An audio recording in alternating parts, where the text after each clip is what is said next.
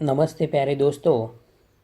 इस इकाई में हम एकांकी के तत्व देखने वाले हैं। एकांकी के स्वरूप का विधान करने वाले प्रमुख तत्व कितने होते या हो सकते हैं, इस संबंध में विद्वानों में एक मत नहीं है। डॉक्टर डॉक्टर रामशरण महेंद्र एकांकी के 8 तत्व निर्धारित करते हैं, जैसे कि पहला कथा वस्तु, संघर्ष या द्वंद्व, संकलन त्रय, पात्र और चरित्र चित्रण, कथोपकथन, अभिनयशीलता, रंगमंच निर्देशन, प्रभाव ऐक्य। डॉक्टर सिद्धनाथ कुमार ने 8 तत्व माने हैं। डॉक्टर राम गोपाल सिंह मात्र 3 तत्वों को ही स्वीकार करते हैं। संकलन यंत्र को एकांकी का अलग तत्व स्वीकार करना उचित नहीं है। यह संकलन त्रय वस्तुतः कथानक का ही अंगभूत गुण हुआ करता है। वस्तुतः योजना और विकास में ही स्थान, समय और कार्य संकलन त्रय की एकता का ध्यान रखना अनिवार्य हुआ करता है। डॉक्टर गणपति चंद्र गुप्त ने एकांकी के 7 तत्व बताए हैं। पहला कथा वस्तु, पात्र, कथोपकथन, देश काल, शैली, उद्देश्य, भावना आदि। प्यारे दोस्तों, इसके साथ साथ ही हम एकांकी के सर्वसामान्य तत्वों का संक्षिप्त में विवेचन निम्नानुसार किया है, वह देखेंगे। कथा वस्तु या कथानक। एकांकी की कथा नाटक की अपेक्षा प्रायः छोटी होती है, जो एक ही घटना, विचार या प्रभाव पर केंद्रित होती है। संपूर्ण कथा उसी केंद्र बिंदु के आसपास घूमती है। एकांकी की कथा कौतूहल और संघर्ष के साथ बढ़ती हुई चरम सीमा तक पहुंचती है और जिज्ञासा, विस्मय उत्पन्न करती है, अकस्मात रूप में समाप्त हो जाती है। देखिए प्यारे दोस्तों, इसमें से हमें यह समझ में आता है कि जो एक ही घटना, विचार या भाव पर केंद्रित होते हैं, उसमें संपूर्ण कथा उस केंद्र बिंदु के आसपास घूमती रहती है। अगर हमें एकांकी में से बम्बई जाने का चित्रण दिखाना है, तो सभी पात्र बम्बई जाना है इसके इर्द गिर्द ही घूमते हुए हमें दिखाई देंगे। तो बम्बई यहाँ से कितनी दूर है, बम्बई जाने के लिए यहाँ से जाने के माध्यम कौन से हैं, बम्बई जाकर हम क्या करने वाले हैं, बम्बई में क्या क्या मिलता है, ऐसे अनगिनत उस केंद्र बिंदु को लेकर सवाल जवाब होते रहते हैं। इसका कथानक व्यवहार जगत और समाज जीवन के किसी एक ही समग्र भाव, विचार, घटना, पक्ष और समस्या के आधार पर आयोजित किया जाता है।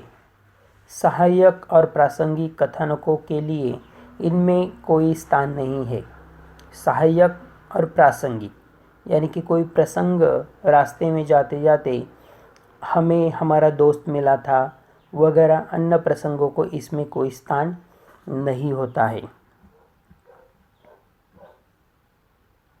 कथानक का चयन जीवन के आदर्श, यथार्थ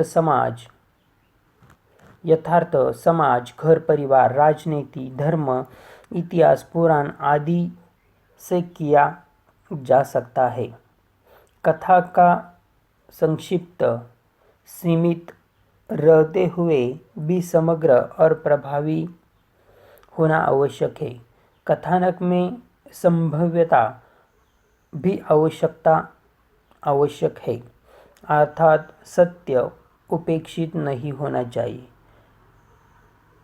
इन सब का अंकन मनोवैज्ञानिक धरातल पर किया जाए तभी उसमें स्वाभाविकता और प्रभाव का समावेश हुआ करता है।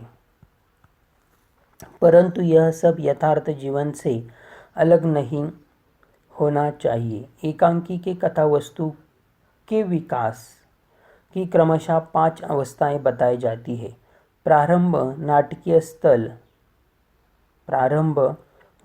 स्थल, द्वंद्व, चरम सीमा और अंतिम परिणति। इन अवस्थाओं को कथानक इस दृष्टि से और इस गति से पार करता जाता है कि विभिन्नता का ही आभास तक न हो। दूसरा है प्यारे दोस्तों पात्र योजना। पात्र योजना या चरित्र चित्रण एकांकी की कथा की विकास में गतिशीलता प्रदान करने वाला होना चाहिए। इसमें कहानी की तरह पात्रों की संख्या सीमित होती है।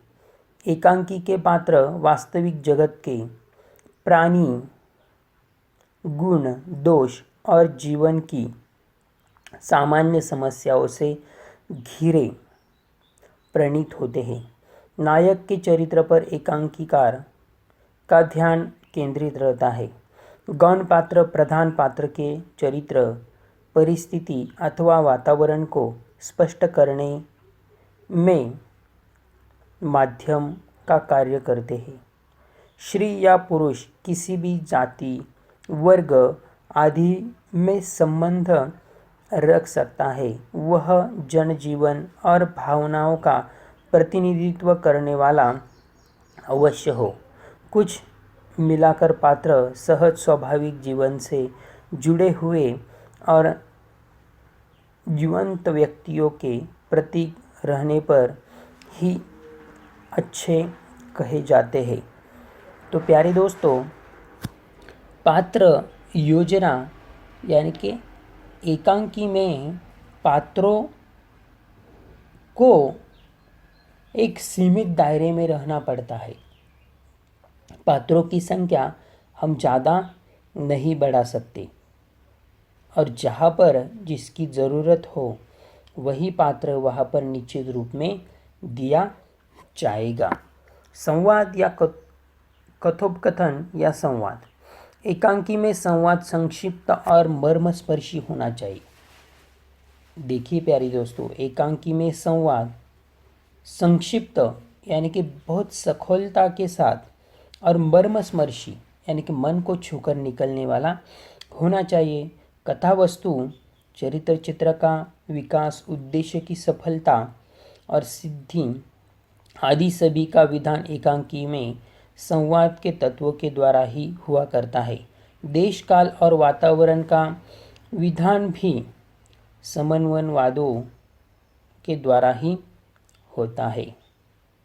एकांकी के संवाद मूल वस्तु विधान को स्पष्ट करने वाले तथा गतिशील रखने वाले वक्ता पात्रों के अंत बाह्य चरित्र को अंकित करने में सहायक होने के साथ साथ संक्षिप्त, मनोरंजन, भावपूर्ण और सरल होने चाहिए। एकांकी के पात्र यह सब करते करते हुए मनोरंजन और भावपूर्ण और सरल भी होने चाहिए।